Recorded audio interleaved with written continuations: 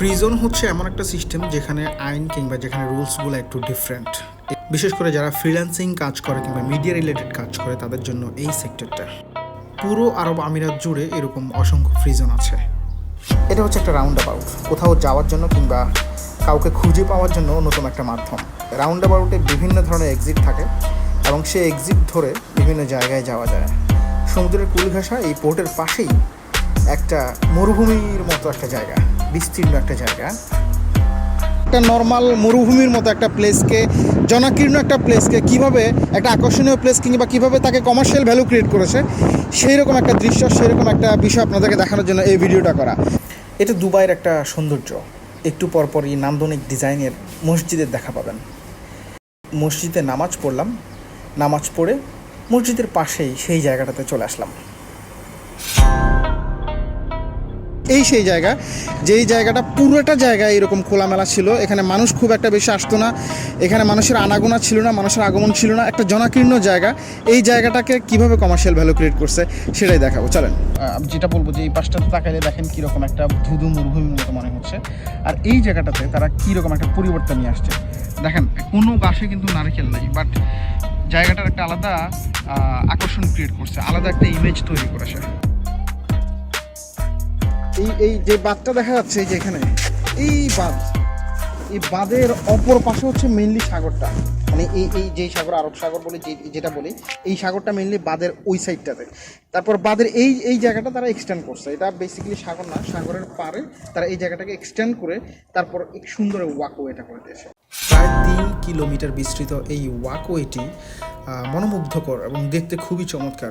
মানুষ দিন দিন এই ওয়াকওয়ের সৌন্দর্যে মুগ্ধ হয়ে যাচ্ছে এবং প্রতিনিয়ত মানুষের সমাগমও বাড়ছে। কেউ কেউ হাঁটছে কিংবা কেউ কেউ এক্সারসাইজ করে নিচ্ছে, আবার কেউ আছে তার পরিবারের মানুষজনের সাথে প্রাকৃতিক সৌন্দর্য উপভোগ করছে। ধীরে ধীরে মানুষের সমাগমও বাড়ছে। মানুষের সমাগম বাড়ার সাথে সাথে এখানে বেশ কিছু রেস্টুরেন্ট তারা করে দিয়েছে, যদিও 2-1টা রেস্টুরেন্ট খুব জমজমাটভাবেই জমে উঠছে।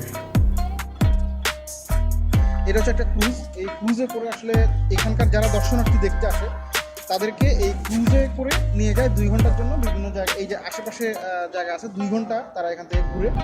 কোকা-কোলা একটা দামও 3 টাকা। 3 টাকা, দ্যাট মিনস বাংলাদেশের কত, 90 টাকা। ওমানি চিপস এগুলো একটা 1 টাকা করে, আর 2 টাকা করে বিক্রি করতেছে এখানে স্নিকার্স। কোনটা সুন্দর সিস্টেম, এই যে এখানে কোড নাম্বার, প্রত্যেকটা ইয়াতে কোড নাম্বার আছে। কোড নাম্বার অনুযায়ী এখানে কোড নাম্বার প্রেস করতে হবে। কোড নাম্বার প্রেস করলে প্রোডাক্টটা থেকে বের হয়ে আসবে, এদিক থেকে বের হয়ে আসবে। এটা কি বলবো, এটাকে এই জায়গাটাতে সুন্দর করে কিছু দোকানও করে দিছে। দোকান করে দেওয়ার পরে এই দোকানগুলোতে আবার বিভিন্ন দেশের কালচারাল জিনিস কিংবা বিভিন্ন দেশের মানুষের বিভিন্ন দেশের প্রোডাক্ট রাখা হয়েছে। তো এই প্রোডাক্টগুলো মানুষ যারা এখানে ঘুরতে আসে তারা রেস্টুরেন্টগুলোতে খায়, খেয়ে যদি কারো পছন্দ হয় এখানে আবার একটা কমার্শিয়াল স্পেস করে দিছে, এখান থেকে প্রোডাক্টগুলো কিনে একটা স্মৃতি হিসেবে রাখতে পারবে। সাদা গেঞ্জিটা সুন্দর না? দাম হচ্ছে 10 টাকা। 10 টাকা দেখাই দিবে, 10 টাকা এটার দাম। 10 টাকা দেখলে বাংলাদেশে 300 টাকার মতো হবে। একদম কমপ্লিটলি এডিডাস। দেখেন এটাতে একটা জিনিস দেখাই, দেখেন মেড ইন বাংলাদেশ লেখাটা বোঝা যাইতেছে, এই যে মেড ইন বাংলাদেশ। সো এই মেড ইন বাংলাদেশ জিনিসটা দেখার মানে দেখলে আসলে প্রাণটা জুড়ে যায়।